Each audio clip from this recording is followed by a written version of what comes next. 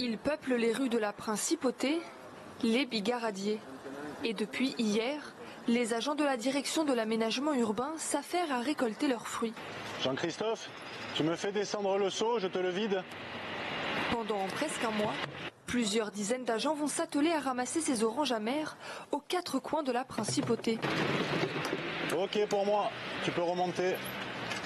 L'année dernière, 11 tonnes de fruits ont été récoltés, un record, et 2025 s'annonce tout aussi bonne. Cette année, on a une production énorme. Donc je pense que le fait d'avoir eu des pluies jusqu'au mois de juillet, parce que l'été a commencé très tard, donc il y a eu pas mal de pluie, et le beau temps a favorisé le développement des fruits. Une fois ramassée, une partie des bigarades est donnée gratuitement aux passants, tandis que l'autre partie prend la direction de l'orangerie de Monaco.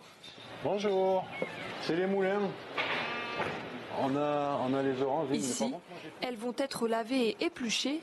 Les écorces vont ensuite macérer plusieurs semaines dans de l'alcool. Ici se trouve une pâtisserie d'exception. C'est la seule de Nice à proposer des gâteaux 100% végétaliens. Pas d'œufs, pas de lait, pas de beurre, pas de crème, rien. Avec le Veganoary, la boutique rencontre un succès. Pour sa 5e édition en France, ce challenge du mois de janvier propose de retirer tous les aliments d'origine animale. Et ce concept attire de plus en plus. Tarte pomme, frangipane, rhubarbe. Moi, je vois quand même une progression constante chaque année, avec une progression d'autant plus importante, par contre, chez tous les touristes, qui sont toujours hyper surpris de voir à quel point l'offre en France est faible, poliment parlant. Ce concept venu du Royaume-Uni s'installe dans les mentalités et se développe dans le monde entier. Le nombre de pays grossit d'année en année. Là, cette année, il a atteint la barre des 228 pays organisateurs. Par exemple, l'année dernière, on était plutôt aux alentours de 190. Beaucoup se posent encore des questions. Qu'est-ce qu'être vegan? Mais d'autres ont adopté ce régime pour différentes raisons. C'est pas seulement lié à la protection animale, on est aussi sur le bien-être de la personne, avec les aliments que l'on consomme, apprendre à comprendre ce que l'on mange, et aussi on est sur l'aspect écologie, planète. De la poussière d'étoiles, une poudre à l'évocation irréelle qui laisse libre cours à l'imagination. Pourtant, des chercheurs azuréens ont réussi à percer le mystère. C'est le fruit de leur collaboration qui leur a permis d'en produire en laboratoire une première mondiale. Notre collègue astrophysicien Guy Borel recherchait un équipement pour permettre de recréer des conditions extrêmes pour vaporiser des poudres de météorites à très haute température et étudier leur recondensation. Il se trouve que depuis une trentaine d'années, on avait développé une technologie plasma qui permet de recréer ces conditions extrêmes de température. Une fois la technologie trouvée, place à l'expérimentation. Pour y parvenir, les chercheurs ont utilisé une météorite. C'est dans ce réacteur que vous voyez ici, qui est actuellement ouvert, que nous avons injecté de la poudre de météorite finement divisée dans le réacteur plasma, dans lequel on a recréé de la poussière d'étoiles. En injectant 1 kg de poussière de météorite dans la torche à plasma, les chercheurs ont réussi à produire 200 grammes de poussière d'étoiles. Depuis ce matin, les élèves de terminale monégasque et français ont accès à Parcoursup. Plus précisément, ils peuvent émettre 10 vœux qu'ils n'ont pas besoin de hiérarchiser.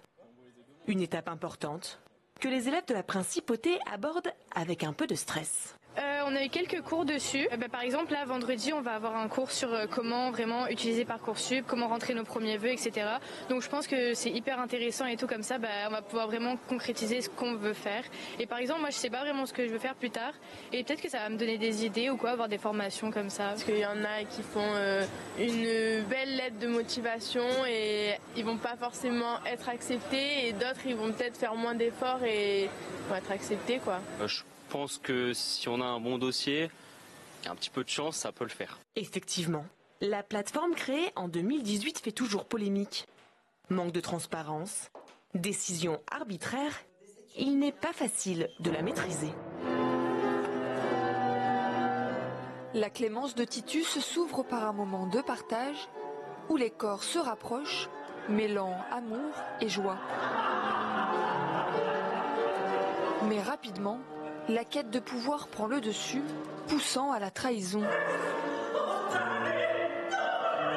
En 2 actes, Les 6 solistes emmènent les spectateurs dans leurs histoires. Parmi eux, la mezzo-soprano Cecilia Bartoli,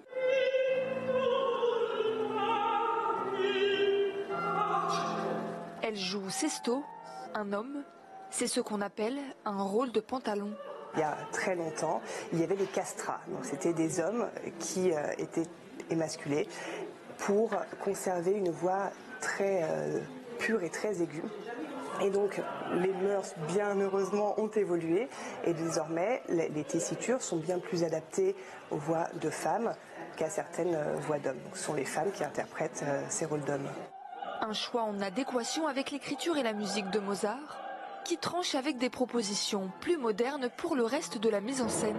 Voilà le désastre du mimosa cette année. On pourrait croire que visuellement il est beau parce qu'il est fleuri sur le haut, c'est jaune. Mais le problème c'est que quand on taille les arbres et qu'on fait tomber tout par terre, on s'aperçoit que le mimosa, il est pas beau.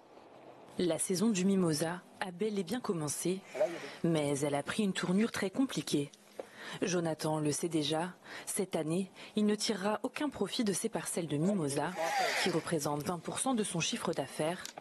Il a même décidé de ne pas le récolter. Je suis à une perte de 20% et le problème c'est que si on calcule juste la perte en marchandises c'est 20%, mais entre le temps de travail et le temps d'entretien c'est un peu plus parce que du coup il faut que je rénove toute la plantation.